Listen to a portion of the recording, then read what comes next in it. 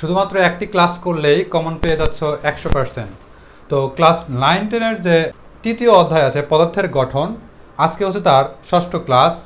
ষষ্ঠ ক্লাসে আমরা শিখব সংকেত, পরমাণুর কণিকা এবং এখানে যে পরমাণুর একটা ছক দেওয়া আছে, যে কণিকাসমূহের ছক, এই ছকগুলো আমরা আয়ত্ত করতে শিখব।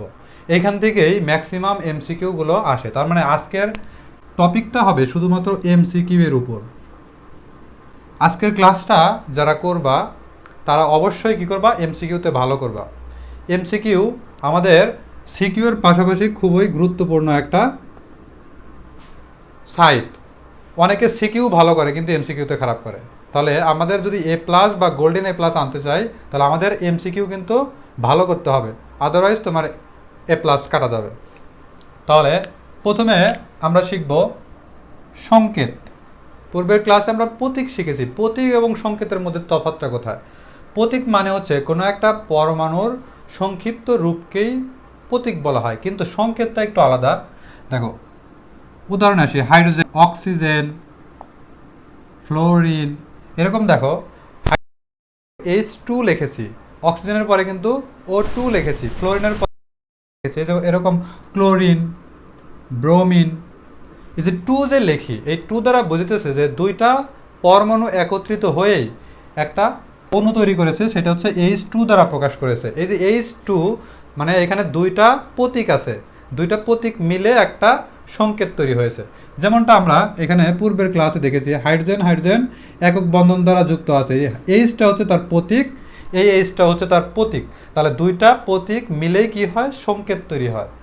তাহলে আমরা শুধুমাত্র দুইটাই যে হবে তা না, এখানে তিনটাও হতে পারে, চারটাও হতে পারে।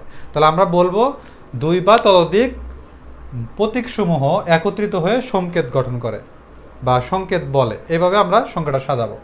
আর এই সংকেতের সংখ্যা অসংখ্য, এটা কখনোই শেষ করা যাবে না।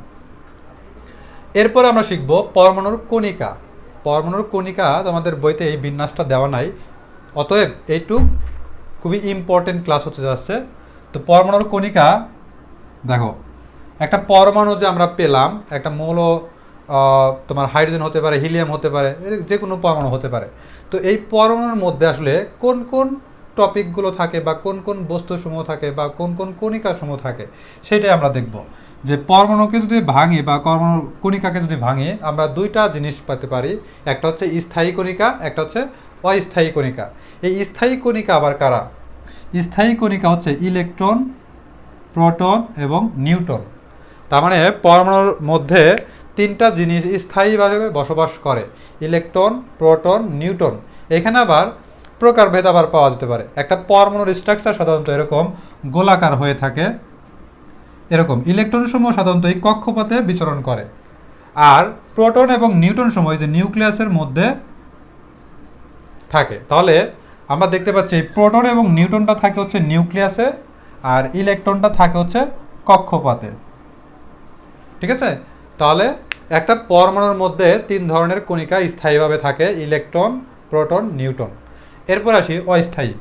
অস্থায়ী কণিকাসমূহ মানে বোঝাচ্ছে যে কোনো পরমাণুর মধ্যে যদি কণাসমূহ স্থায়ীভাবে না থাকে, সংক্ষিপ্ত সময়ের জন্য এসে আবার চলে যায়, তাকেই বলা হবে অস্থায়ী কণিকা। তাহলে অস্থায়ী কণিকার মধ্যে আমি কয়েকটি কণিকা এখানে দিয়ে রাখছি, muon, pion, positron, neutrino, anti neutrino. এরকম তোমাদের বইতে কিন্তু এগুলো নাই। তাহলে এটা মুখস্থ করলে হবে কি, তোমার এমসিকিউতে এগুলো আসতে পারে।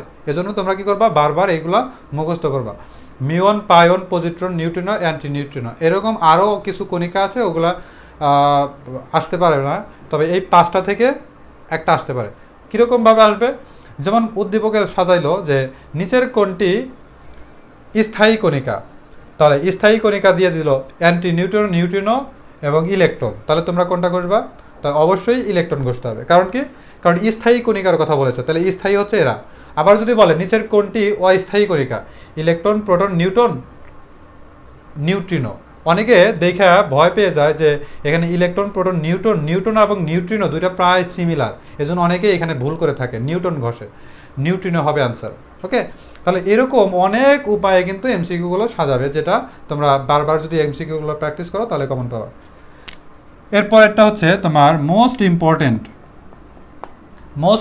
এখান থেকে একটা এমসিকিউ শিওর আসবে, গ্যারান্টি দিয়ে বলতে পারি। এটা হচ্ছে কণিকার নাম, ইলেকট্রন, প্রোটন, নিউট্রন, এইগুলো হচ্ছে তোমার এখানেই শেষ। আর এইগুলো থেকে আমরা বিস্তারিত শিখবো এখন।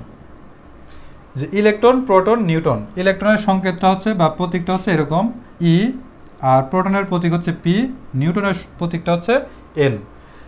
প্রতীক গেল, প্রতীক তো ইজি, তো ইলেকট্রনের ই, প্রোটনের পি, নিউট্রনের এনই হওয়ার কথা, তো এগুলোই হয়েছে। কিন্তু এই যে এগুলো মনে থাকে না, দেখো অনেক সময় গোলমাল লেগে যায়, কোনটা কার হবে, কোনটা কোন সময় হবে, এগুলো।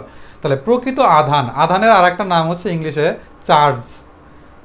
তাহলে প্রকৃত চার্জ বা প্রকৃত আধান ইলেকট্রনের কত, প্রোটনের কত, নিউট্রনের কত। ইলেকট্রনের হয় হচ্ছে নেগেটিভ, প্রোটনের হয় হচ্ছে পজিটিভ, আর নিউট্রন হচ্ছে নিরপেক্ষ। পজিটিভ এবং নেগেটিভকে যোগ করলে কি হয়, নিরপেক্ষ হয়। তাহলে এই নিউট্রনটা হবে নিরপেক্ষ বা 0। আর ইলেকট্রনটা হবে দেখো 1.6 ইন্টু 10⁻19 কুলম্ব। তাহলে যেহেতু একটু আগে বললাম যে ইলেকট্রন সমূহ হয় ঋণাত্মক চার্জ বিশিষ্ট, এজন্যই দেখো এখানে একটা মাইনাস বসেছ। এরপরে প্রোটন কি বললাম, প্রোটন হচ্ছে ধনাত্মক চার্জ বিশিষ্ট, এজন্য কি বলছে, সেম ভরই থাকবে, সেম আধানই থাকবে, শুধু তার আগে প্লাস মাইনাস দিয়ে আমরা জাস্টিফাই করব। তাহলে ইলেকট্রন যেহেতু ঋণাত্মক চার্জ বিশিষ্ট এজন্য মাইনাস, আর প্রোটন যেহেতু পজিটিভ চার্জ বিশিষ্ট এজন্য আমরা বসাইছি প্লাস। দুইজনেরই কি চার্জ কত, 1.6 ইন্টু 10⁻19 কুলম্ব। এরপর আমরা শিখব প্রকৃত ভর। প্রকৃত ভরটা হচ্ছে 9.1 ইন্টু 10⁻28 গ্রাম। তুমি কেজিতেও প্রকাশ করতে পারো, কেজিতে করলে এখানে 10⁻3 বেড়ে যাবে, তাহলে 9.1 ইন্টু 10⁻31 কেজি। কিছু কিছু জায়গায় এভাবে থাকতে পারে, কিছু কিছু জায়গায় এভাবে থাকতে পারে, দুইটাই কিন্তু একই। জাস্ট এখানে দেখো 10⁻3টা বাড়াই দিছি। তাহলে তোমার মুখস্থ রাখতে হবে এইটা, গ্রাম থেকে যদি কেজিতে নিয়ে যায় তাহলে 1000 দ্বারা ভাগ করলে দেখবা যে 10⁻31 অটোমেটিকলি চলে আসে। এরপর আমরা শিখব প্রোটনের প্রকৃত ভর। প্রোটনের প্রকৃত ভর, তোমাদের বইতে এই জিনিসটা ভুল আছে, দেখবা প্রোটন এবং নিউট্রনের ভর দুইটা একই দেওয়া আছে।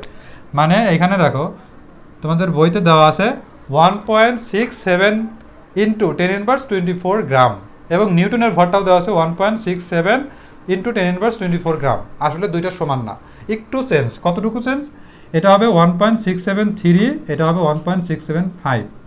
এই যে হালকা যে ডিফারেন্টটা হলো, এটার কারণেই মূলত ভর সংখ্যা আস্তে আস্তে ডিফারেন্ট হতে থাকে, যার কারণে তোমরা এইটা মুখস্থ করবা। বুঝা গেছে? তোমাদের বইতে যেটা আছে 1.67 ইন্টু 10⁻24, 1.67 ইন্টু 10⁻24, এটাকে অ্যাভয়েড করে চলবা। মনে রাখবা প্রোটনের ক্ষেত্রে 1.673 ইন্টু 10⁻24 গ্রাম, অথবা কেজিতে 10⁻27 গ্রাম কেজি। আর নিউটনের ক্ষেত্রে প্রকৃত ভরটা হবে 1.675 ইন্টু 10⁻24 গ্রাম অথবা 27 কেজি।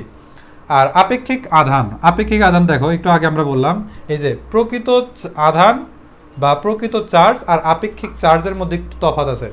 আপেক্ষিকটা হচ্ছে পজিটিভ অথবা নেগেটিভ, 1 অথবা -1 এরকম দ্বারা প্রকাশ করবে। যেমন আপেক্ষিক আধান এক্ষেত্রে কত হচ্ছে -1 বা -1, আর প্রোটনের ক্ষেত্রে হচ্ছে +1। আর বরাবরই দেখো নিউটনের ক্ষেত্রে নিরপেক্ষ থাকে 0। আর এখানে আপেক্ষিক ভর আমি এখানে সংক্ষেপে লিখে রাখছি, আপে মানে আপেক্ষিক, আর এখানে হচ্ছে ভরটা দেখো ইলেকট্রনের ভর প্রায় শূন্যের কাছাকাছি, এজন্য 0 দিয়ে রাখছে। এবং প্রোটনের ভরটা হচ্ছে 1 ধরা হয়, আর নিউটনের ভরটা 1 ধরা হয়। তবে এটা হচ্ছে কি আপেক্ষিক, প্রকৃত না। বুঝা গেছে? এখানে দেখো আমরা কিন্তু প্রকৃত ভরও লিখেছি, আপেক্ষিক ভরও লিখেছি। আমরা যখন কোনো ম্যাথটা এক্স্যাক্টলিভাবে করতে যাই তখন এই যে এরকমভাবে ওয়ে লাগে, কিন্তু আমরা যখন আপেক্ষিকভাবে করতে যাই তখন আমরা 0, 1, 1 দ্বারা প্রকাশ করব। ওকে, তাহলে আপেক্ষিক ভর এবং প্রকৃত ভরের মধ্যে একটা ডিফারেন্ট আছে, যেটা পরবর্তী ক্লাসে আমরা শিখাবো। তো এই ছিল হচ্ছে তোমার আপেক্ষিক ভর, আপেক্ষিক আধান, প্রকৃত ভর, প্রকৃত আধান এবং প্রতীক সহ নাম। তাহলে এইখান থেকে ধরা যায় একটা এমসিকিউ তুমি শিওর কমন পাবা যদি এটা মুখস্থ রাখতে পারো। তো দেখা হচ্ছে পরবর্তী টপিক নিয়ে পরবর্তী ক্লাসে, সেই পর্যন্ত আমাদের শিক্ষা লাভের সাথেই থাকো। আল্লাহ হাফেজ।